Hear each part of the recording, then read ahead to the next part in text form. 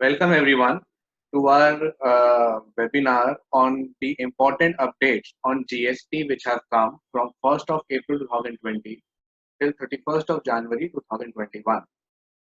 We have with us a senior chartered accountant, sir, CA Alok Bansal, sir, to have this online discussion with us.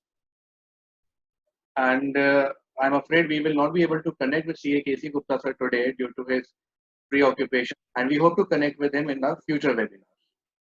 So before wasting much of our time now, let us start with our discussion.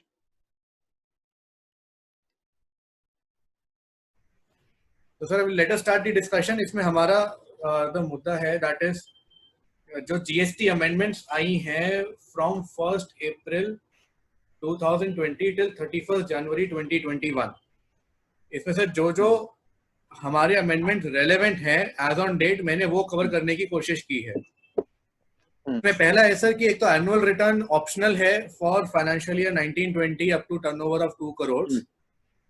ये amendment इसमें आगे broad carry forward कर दी है।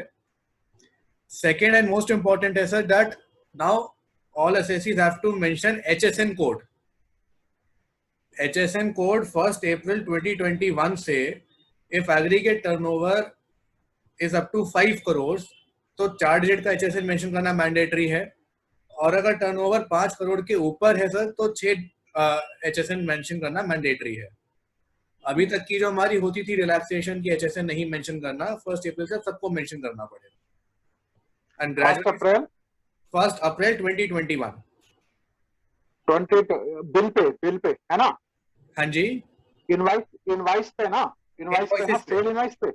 Cell invoice पे चार digit का 4 mention करने ही करने हैं अगर टर्नओवर 5 करोड़ तक की है, और अगर 5 से ऊपर है तो 6 मेंशन करने हैं। अच्छा, 6 मेंशन करने हैं।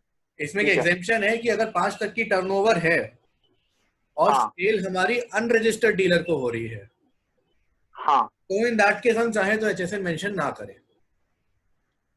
अच्छा, तो हमारे जो B2C वाले सप्लायर्स हैं उन पे एक छोटी सी ये है अभी कि वो HSN भले ही चाहे तो मेंशन ना करें, बट इवेंचुअली सर सबको प्रिपरेशन ये करनी चाहिए कि ग्रेजुअली ये 8 HSN पे जाने ही वाला है, 1 साल में या 1.5 साल में।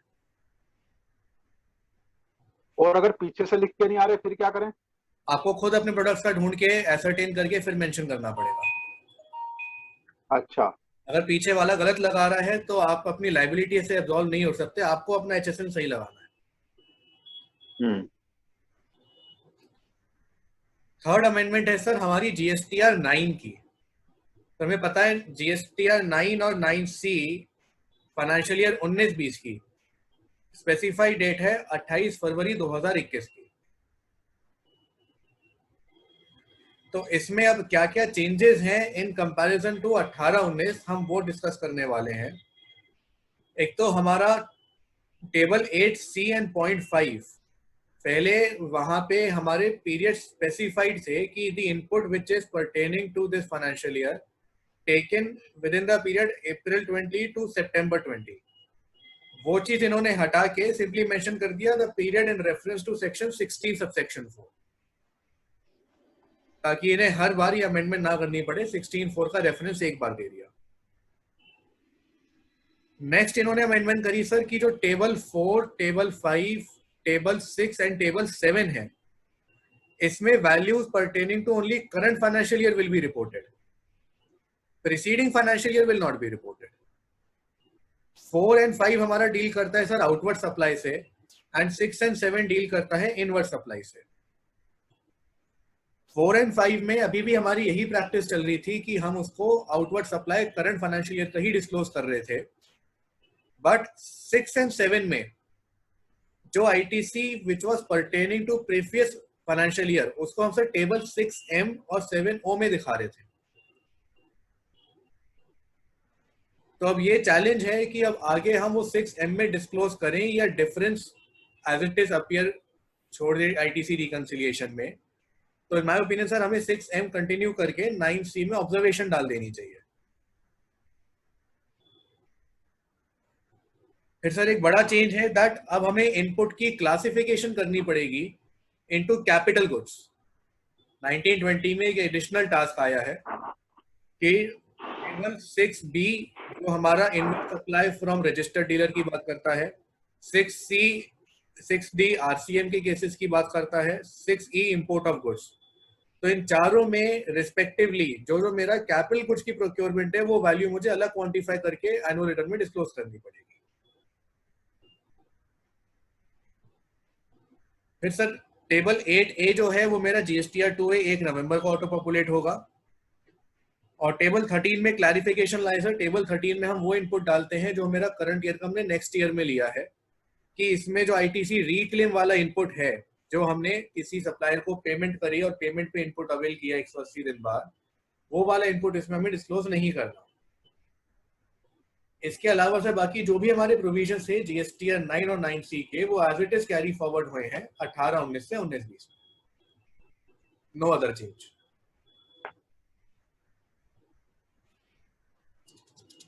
नेक्स्ट इंपॉर्टेंट चेंज है सर हमारा GSTR 2B फॉर्म नोटिफाई हुआ इफेक्टिव फ्रॉम 1 जनवरी 2021।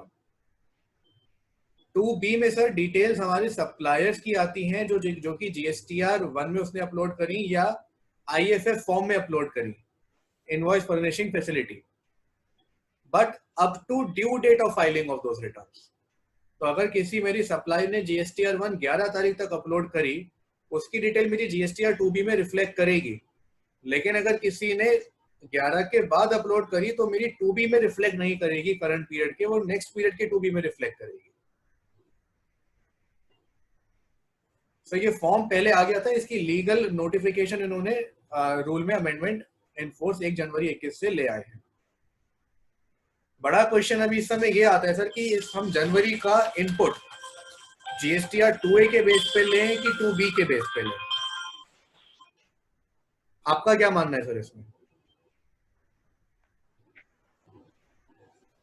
जो इनपुट लेना है वो तो अपने अपने अपने बुक्स के हिसाब से लेंगे हम। नहीं सर, जो 5% वाली कंडीशन है कि जो मैच्ड इनपुट है उसका 5% एडिशनल आप ले सकते हो, तो वो मैचिंग मेरी बुक्स की 2A से होनी चाहिए या 2B से होनी चाहिए? 2B से। सर अगेन इस पे मैं यही सबमिट करूंगा दैट अभी तक हमारे इनपुट वाले सेक्शन में अमेंडमेंट नहीं आई है कि वो 2B से उठाए। लेकिन 2B से जो 2B में आ गया वो ऑटोमेटिकली 2A में आएगा सर। लेकिन अगर मेरे सप्लायर ने रिटर्न सपोज जनवरी की 15 फरवरी को सबमिट करी, इनपुट है मेरा 2 लाख रुपए, तो वो 2 लाख रुपए का इनपुट मेरे GSTR 2A में तो नजर आएगा जनवरी के, लेकिन जनवरी के 2B में नजर नहीं आएगा, वो फरवरी की 2B में नजर आएगा।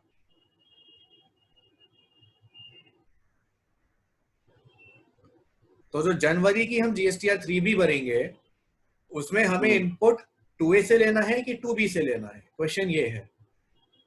2B से लेना चाहिए सर अगेन डिपार्टमेंट का इंटेंशन GSTR 2B से ही दिलवाना है, that is why GSTR 2B के फॉर्म के इंस्ट्रक्शन में लिखा गया इट इज एडवाइज्ड कि आप इनपुट 2B के बेस पे लें, बट एज अ प्रोफेशनल अभी तक इसकी करस्पॉन्डिंग अमेंडमेंट्स क्लियर इनपुट वाले सेक्शंस में नहीं आई है, wherein it can be said कि मेरा 2B से ही इनपुट लिंक होके लेना चाहिए। वो सिंपली कहता है return file under section 37(1) by the supplier, जो कि GSTR 1 की बात करता है।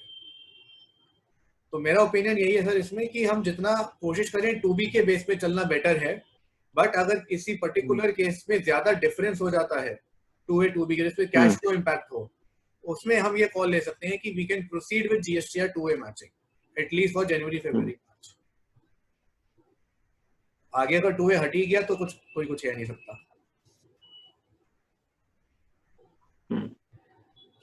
फिर नेक्स्ट सेट ऑफ अमेंडमेंट्स है sir with regard to QRMP। QRMP is a quarterly return monthly payment। Sir ये नई चीज लेके आए हैं, इफेक्टिव अगेन 1 जनवरी 2021 से है। अभी तक हमारी जो क्वार्टरली रिटर्न फाइलर थे उनका प्रैक्टिस ये चलती थी, वो मंथली अपना 3B भरते थे, इनपुट की आउटपुट की डिटेल डालते थे, टैक्स जमा करते थे और क्वार्टरली बेस पे GSTR 1 फाइल करते थे। अब सर ये नई चीज लेके आए हैं QRMP, इसमें जो हमारा नॉर्मल चालान होता था पहले PMT 06, अब सर PMT 06 ही मेरा इफेक्टिवली GSTR 3B का रोल प्ले करेगा क्वार्टरली रिटर्न फाइलिंग के लिए। क्या क्या अमेंडमेंट्स है सर? पहली बात तो ये कि अब मुझे GSTR 3B और GSTR 1 दोनों फॉर्म क्वार्टरली ही भरने हैं। GSTR 1 मेरी क्वार्टर एंड की 11 तारीख रहेगी और GSTR 3B क्वार्टर एंड की 22 या 24 तारीख रहेगी। तो मुझे जो टैक्स डिपॉजिट करना है मंथली, वो PMT 06 चालान के बेस पे डिपॉजिट करना है। ये कौन से मंथ से जमा करना है? 1 जनवरी 21 से एप्लीकेबल है। जो जनवरी की रिटर्न जाएगी वो इसी हिसाब से जाएगी जो हम डिस्कस कर रहे हैं। जनवरी की रिटर्न जिनकी 5 करोड़ से कम की टर्नओवर है, 2 करोड़ से कम की टर्नओवर है, उनकी रिटर्न कब जाएगी? सर मैं बता रहा हूँ ना, चलो पहले एप्लीकेबिलिटी की बात कर लेते हैं। QRMP हाँ 5 करोड़ की टर्नओवर से कम वालों पे अप्लाई करता है। ठीक है। 5 करोड़ का कब चेक करना है? Turnover in the preceding financial year. अब सर अगर किसी एसएससी, तो इसमें जो मेरी दिसंबर तक की फाइलिंग थी, दिसंबर 2020 तक की, उसमें हो सकता है कुछ क्वार्टरली फाइलर मंथली फाइल कर रहे हो, कुछ क्वार्टरली फाइलर क्वार्टरली फाइल कर रहे हो, क्योंकि पहले क्वार्टरली की लिमिट 1.5 करोड़ थी, अब ये 5 करोड़ हो गई है। तो इनके जीएसटी पोर्टल ने क्या किया, ऑटोमेटिक माइग्रेट कर दिए हैं एसएससीज, कुछ क्वार्टरली में कुछ मंथली में। वो किस हिसाब से करे हैं कि अगर मेरा पहले क्वार्टरली फाइलर मंथली फाइल कर रहा था, उसको ऑटोमेटिक इन्होंने मंथली में ट्रांसलेट कर दिया। कोई क्वार्टरली फाइलर क्वार्टरली फाइल कर रहा था, उसको क्वार्टरली में ट्रांसलेट कर दिया। और जो एसएससी जिनके टर्नओवर 1.5 करोड़ से 5 करोड़ के बीच में थे, उसको इसमें इसी स्कीम में ट्रांसलेट कर दिया क्वार्टरली वाले में। तो आजकल ये काफी ज्यादा क्वेरीज आ रही है मेरे पास कि सर हम रिटर्न एक्सेस कर रहे हैं लेकिन 3B नहीं दिख रही जनवरी की। तो वो इस वजह से नहीं दिख रही कि आपको ऑटोमेटिक माइग्रेशन डिपार्टमेंट ने इन पैरामीटर्स पे क्वार्टरली पे कर दिया है, इसलिए आपका जनवरी का 3B विजिबल नहीं होगा। इसकी इम्प्लीकेशन क्या होगी, वो एक बहुत मेजर इम्पैक्ट है, वो मैं बाद में डिस्कस करूंगा। अब बात आती है सर कि मेरा क्वार्टरली आ गया, मुझे मंथली पे शिफ्ट करना है या वाइस वर्सा, मुझे क्वार्टरली फाइल नहीं करनी। सर ये जो चेंज था, ये मैं 31 जनवरी 2021 तक कर सकता था। 31 जनवरी 21 के बाद इस क्वार्टर का चेंज अब मैं नहीं कर सकता। अब मैं अपने क्वार्टर 1 फाइनेंशियल ईयर 21-22 का चेंज कर सकता हूँ। क्वार्टरली को चाहूं मंथली में कर लूं, मंथली को चाहूं क्वार्टरली में कर लूं। ये तो बात रही सर कि पोर्टल क्या कर रहा है और हम कैसे इसको ऑप्ट कर सकते हैं, ऑप्ट इन ऑप्ट आउट। अब अगला मेजर क्वेश्चन आता है सर कि चलो अब हम क्वार्टरली रिटर्न में फॉल कर गए, चाहे बाय डिफॉल्ट चाहे वॉलंटरी। अब इसमें हमें क्या लीगल इश्यूज का ध्यान रखना है? नंबर 1 से मैंने पहले बोला GSTR 3B और GSTR 1 तो मेरी क्वार्टरली फाइल होगी। टैक्स डिपोजिशन मुझे मंथली कराना पड़ेगा PMT 06 चालान में। सर एक इंपॉर्टेंट चीज आप नोट करिए, अभी तक जो क्वार्टरली फाइलिंग होती थी वो इलेक्ट्रॉनिक कैश लेजर के डेबिट पे चलता था, कि इलेक्ट्रॉनिक कैश लेजर में जब हमने 3B फाइल करी तो इलेक्ट्रॉनिक कैश लेजर डेबिट हो गया, तो माना गया कि सरकार के पास पैसा चला गया। लेकिन अब जो नई स्कीम है, इसमें केवल चालान भरने पे ही टैक्स डिपॉजिट माना जा रहा है। यानी कि जब मैंने चालान भरा, मेरे इलेक्ट्रॉनिक कैश लेजर में पैसा चला गया, वही मेरा डिपॉजिशन है, उसमें डेबिट होना मैंडेटरी नहीं है। डेबिट होना मेरा जब क्वार्टरली 3B भरूंगा तब डेबिट होगा। अगला क्वेश्चन आता है सर इसमें कि अब मुझे वो मंथली चालान का अमाउंट कैसे पता चलेगा कि वो अमाउंट में कितना जमा कर। उसके सर 2 मेथड हैं। एक मेथड है fixed payment method, fixed sum method, और एक है सेल्फ असेसमेंट मेथड। पहले सर सेल्फ असेसमेंट की मेथड की बात करूं। सेल्फ असेसमेंट मेथड सिंपल वही है कि आप अपनी आउटपुट लायबिलिटी निकालिए, आपको जो एलिजिबल इनपुट है एनेक्सर 2A की मैचिंग 5% की कंडीशन सेटिस्फाई करते हुए वो सारी इनपुट की कैलकुलेशन करिए, और जो आपका टैक्स बन रहा है वो टैक्स जमा करा दीजिए PMT 06 में। ये हो गया सेल्फ असेसमेंट मेथड। नेक्स्ट आता है fixed sum method. Fixed sum method है सर कि अगर मैंने पहले क्वार्टरली फाइल कर रहा था रिटर्न, तो जो मैंने क्वार्टरली टैक्स कैश लेजर से जमा किया, सपोज मेरा अक्टूबर से दिसंबर क्वार्टर की आउटपुट लाइबिलिटी थी 10 लाख रुपए टोटल, इनपुट था मेरा 8 लाख रुपए, तो मैंने कैश लेजर में जमा किया 2 लाख रुपए। अब फिक्स सम मेथड ये कहता है कि जनवरी में आप जो कैश जमा करेंगे वो इस 2 लाख रुपए का 35%, 70,000 रुपए जमा कर दीजिए। आपको अपनी आउटपुट बनाने की जरूरत नहीं है, आपको अपनी इनपुट देखने की जरूरत नहीं है, 70,000 रुपए जमा कर दो, हम मान लेंगे सही है। लेकिन वो किस में जमा करें? PMT 06। नहीं, PMT 06 में तो कर दिया, लेकिन मेरा तो टैक्स तो 3 है ना, CGST, SGST और IGST। सर वो रिस्पेक्टिव हेड्स अब के मैं- हिसाब से देखेंगे।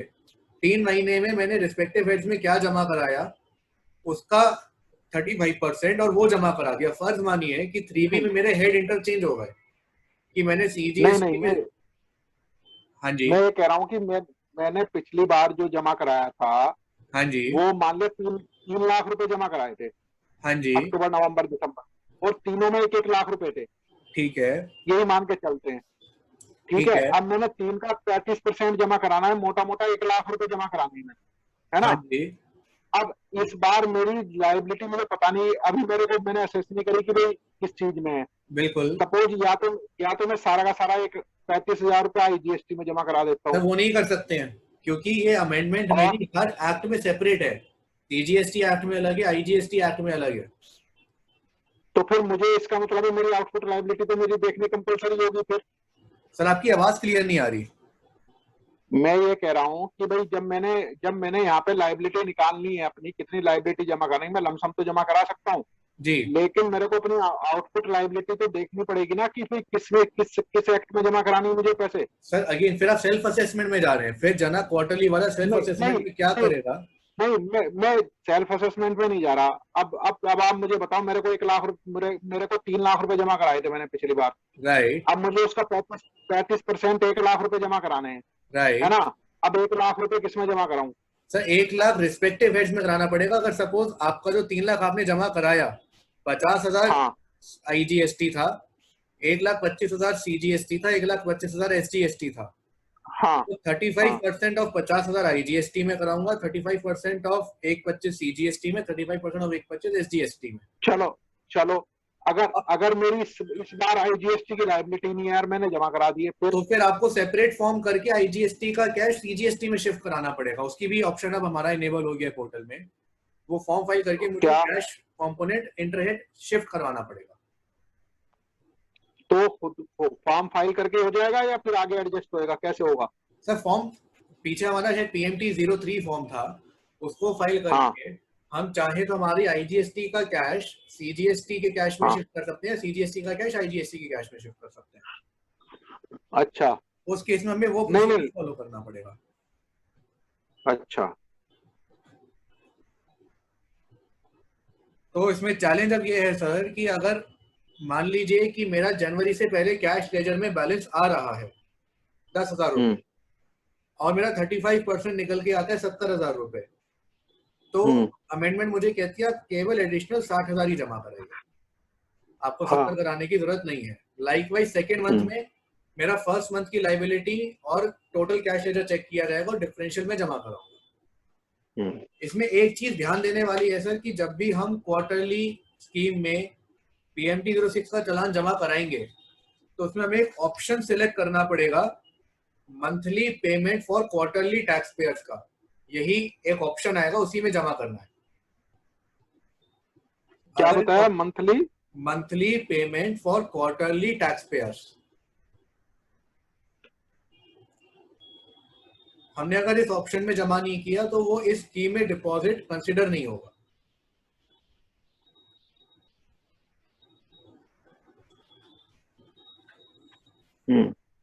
अब ये तो बात हो गई सर 35% की, जहां पे मैं पहले क्वार्टरली फाइल कर रहा था और QRMB में भी क्वार्टरली में आया हूं। लेकिन ऐसा भी हो सकता है कि कोई पहले वॉलंटरीली मंथली फाइल कर रहा था लेकिन अब वो स्कीम का बेनिफिट QRMB में लेना चाह रहा है। तो उस केस में उन्होंने बोला कि जो आपकी लास्ट मंथ की 3B फाइल हुई उसमें आपने जितना कैश जमा किया वही सेम कैश आप इसके पहले और दूसरे मंथ में जमा करा दो इस क्वार्टर के।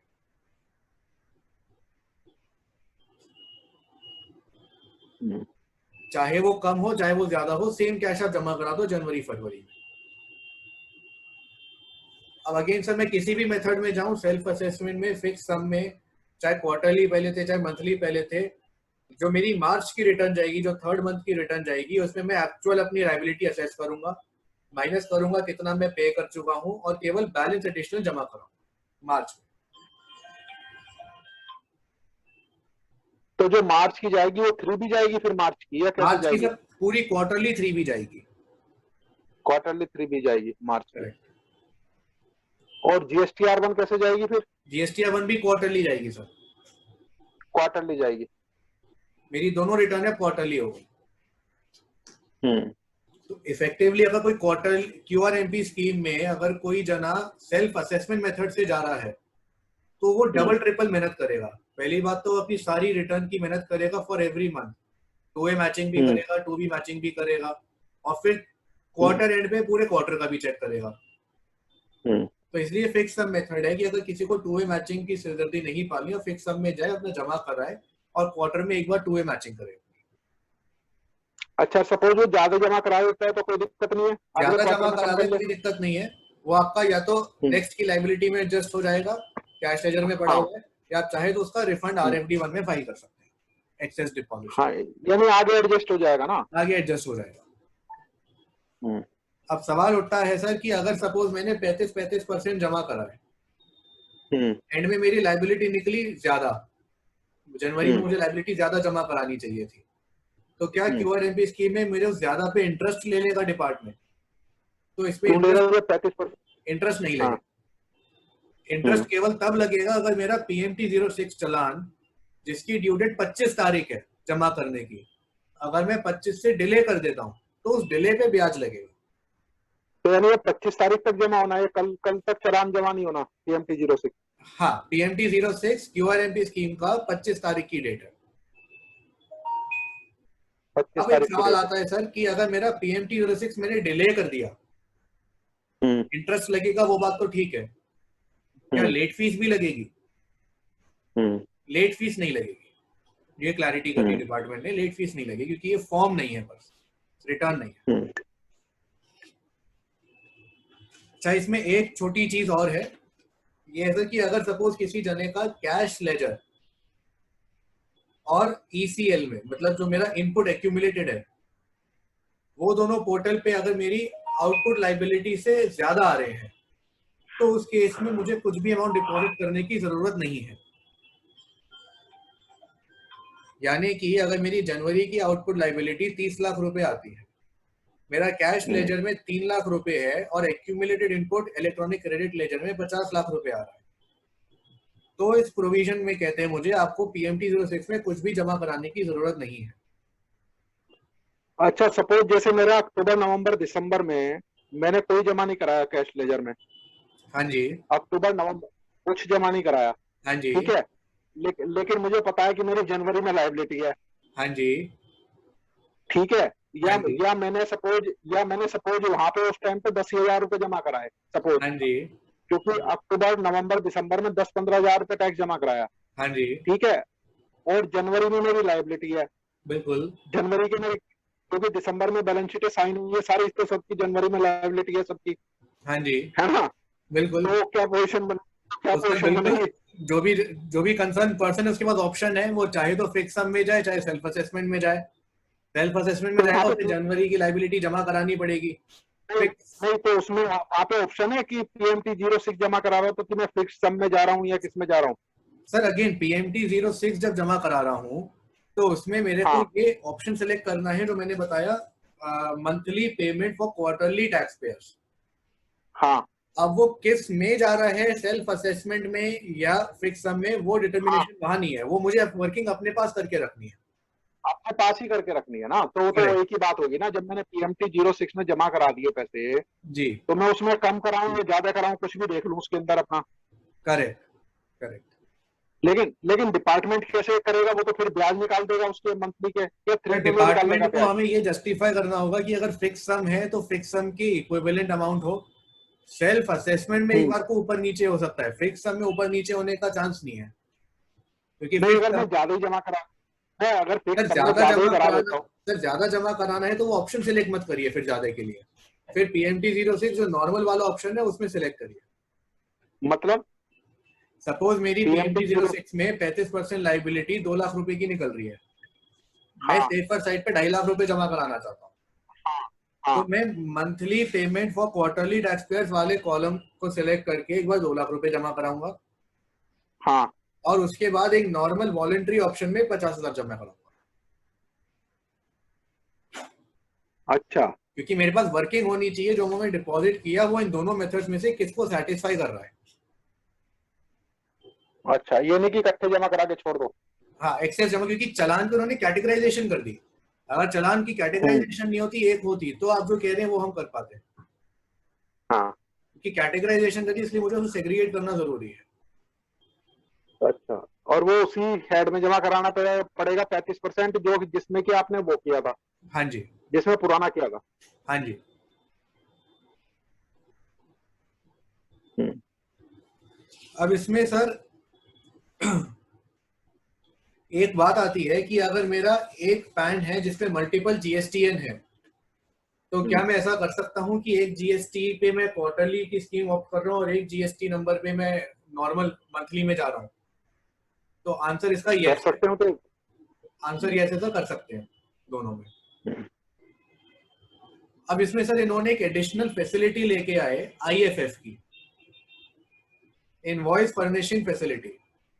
इनवॉइस फर्निशिंग फैसिलिटी इन्होंने टेम्पररी एक मेजर दिया क्वार्टरली फाइलर को कि आपके अगर कोई B2B सेल है, आपके रिसिपिएंट को इनपुट चाहिए, तो आप IFF में अपनी इनवॉइस की डिटेल्स अपलोड कर दो, वो आपके रिसिपिएंट के 2A 2B में रिफ्लेक्ट करेगा, उसके बेस पे वो अपना इनपुट ले सकता है। तो ये बहुत बड़ा वेलकम स्टेप है सर, क्योंकि अभी तक क्वार्टरली फाइलिंग में सबसे बड़ा चैलेंज ये आता था कि वो GST अपनी क्वार्टरली फाइल कर रहा है, तो उस वजह से रिसिपिएंट को इनपुट क्वार्टर एंड पे जाके मिलता था 2A के बेस पे। तो अब आज की डेट में अगर वो IFF फाइल कर देता है जना मंथली और अपने रिसिपिएंट की डिटेल अपलोड कर देता है, तो इन दैट केस रिसिपिएंट को इनपुट मंथली बेस पे ही मिल जाएगा।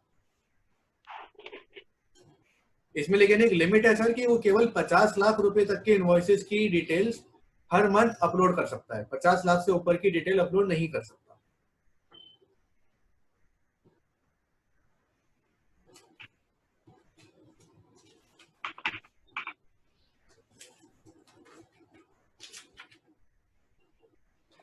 सर QRMP में और कोई इशू आप डिस्कस करना चाहेंगे?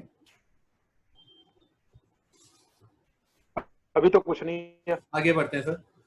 एक सर फिर छोटा एक्सटेंशन दिया है एंटी प्रॉफिटेरिंग कमेटी को कि इनकी जो भी ड्यू डेट 20 से 30 मार्च 21 तक पड़ रही थी, इनको पावर दे दी 31 मार्च 21 तक उसको एक्सटेंड कर दिया।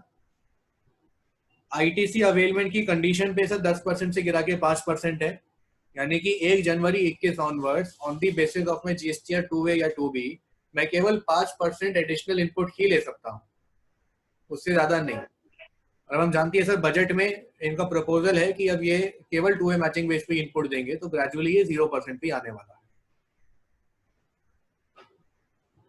फिर एक अमेंडमेंट आई थी सर 22/12/20 को, वेर GSTR 1 डिसेबल कर देते हैं अगर मेरी GSTR 3B 2 टैक्स पीरियड तक भरी नहीं गई, तो जनाब GSTR 1 फाइल नहीं कर सकता। अगर क्वार्टरली फाइलर है तो अगर पिछले क्वार्टर की 3B नहीं भरी तो इस क्वार्टर का वो GSTR 1 नहीं भर सकता। फिर सर एक नया रूल आया था, रूल 86B ITC अवेल करने के लिए। 86B ने कंडीशन डाली कि इवन तो अगर आपका इलेक्ट्रॉनिक क्रेडिट लेजर में बैलेंस है, आपकी आउटपुट लाइबिलिटी से सारा सेट ऑफ हो रहा है, स्टिल आपको मैंडेटरी बेस पे 1% ऑफ आउटपुट लाइबिलिटी जमा करानी पड़ेगी कैश लेजर में।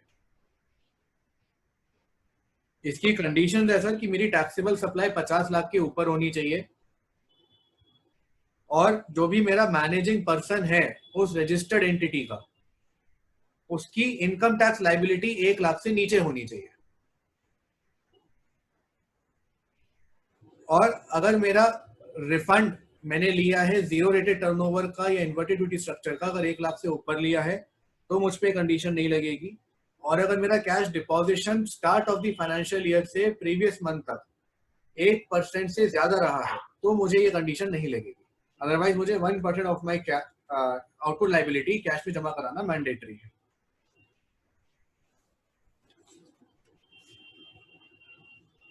लास्ट एक इशू है सर, हमारा सेंट्रल रेट नोटिफिकेशन में अमेंडमेंट आई थी, जो हमारा सी फ्रेट ओशन फ्रेट पे जीएसटी एग्जेम्पशन है फॉर आउटबाउंड शिपमेंट्स, वो अब 30 सितंबर 2021 तक एक्सटेंड कर दी गई है। पहले 30 सितंबर 20 तक थी।